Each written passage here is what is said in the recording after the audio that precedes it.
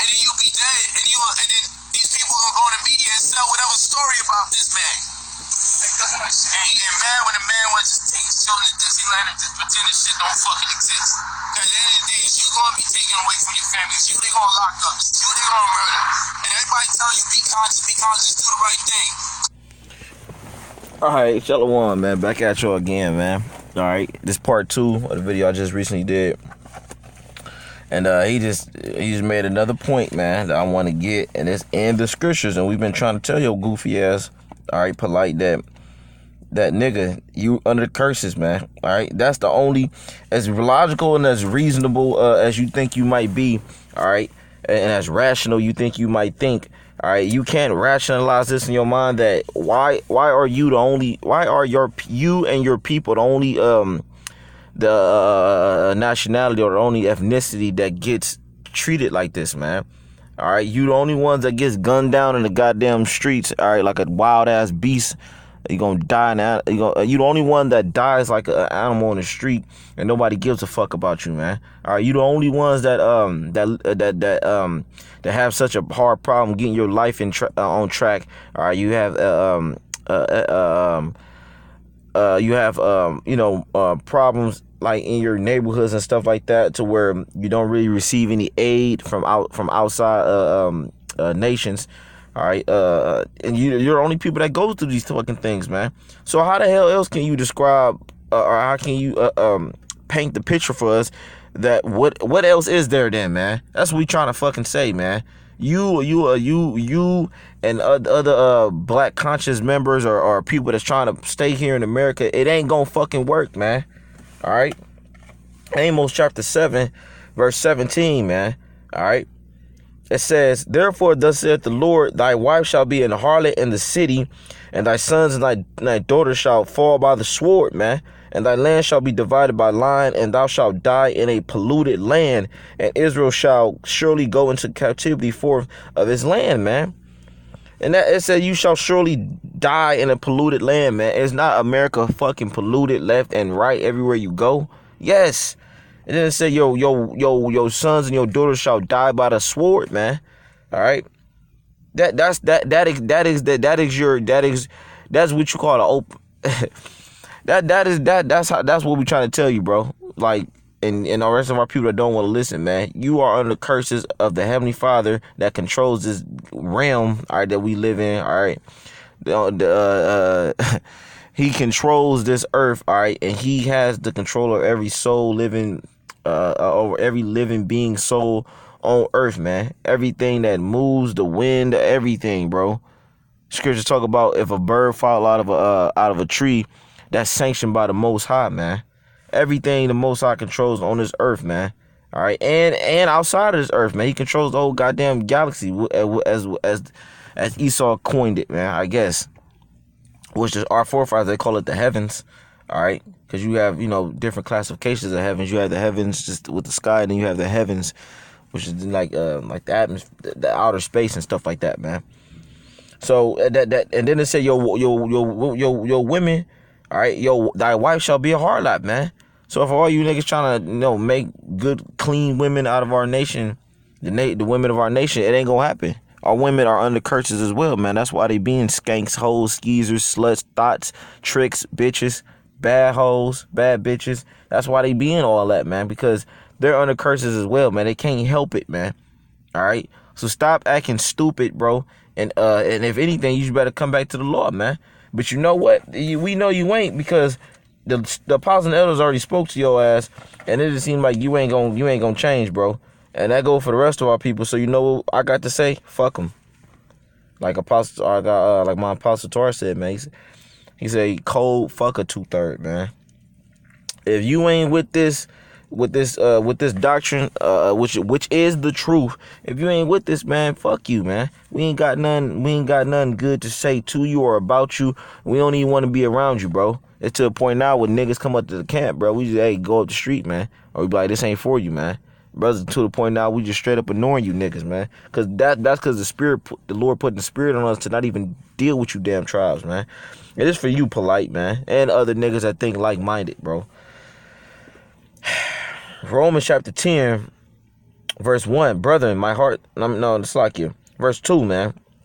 For I bear them record that they have a zeal of Yahweh, but not according to knowledge, man. Yeah, you in your soul, you trying to do the right thing, but you've been taught by the damn devil what is right and wrong. So your right in your mind is actually wrong, bro, because it's not of the will of the Heavenly Father, man. You get that, bro?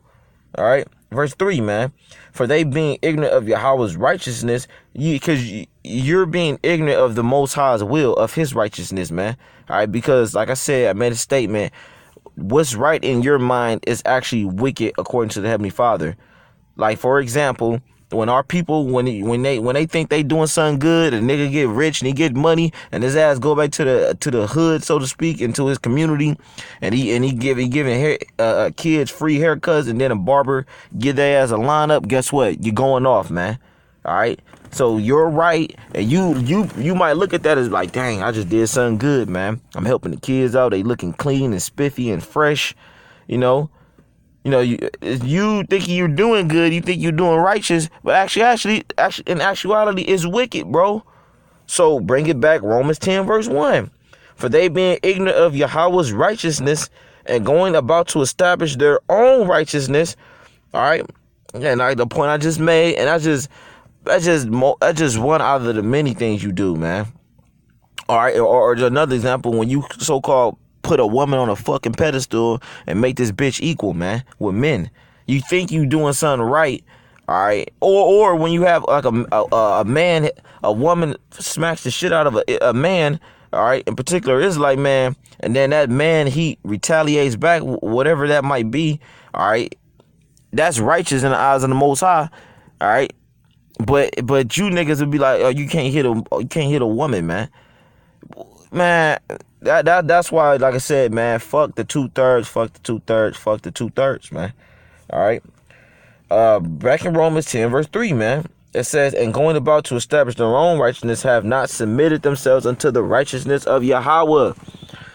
And that's the problem, man. You have not submitted yourself to the righteousness of the Most High, man. You still think you got it made. You still think you know what's best for your people, and you still trying to make it in this man's society, man. That is not the will of the Most High, man. That is of your own feeble peasant mind, man. That's why, man. That's why we be out there on the highways and byways, is all the way, all the way in the spirit, bro. Because, a nigga will make you mad, bro, to the point where you actually want to lay hands on these niggas, man. You know what I mean? Or you just, you want these niggas to drop dead. That's where every brother get to that point. Every brother started off, like, with the spirit of Jeremiah, man. You start, like, when you read about Jeremiah, like, it just like the rest of our forefathers, but in particular, Jeremiah stuck out to me. And he was like, I think more than likely, through the spirit, he was like the younger prophet. Like, you know what I mean?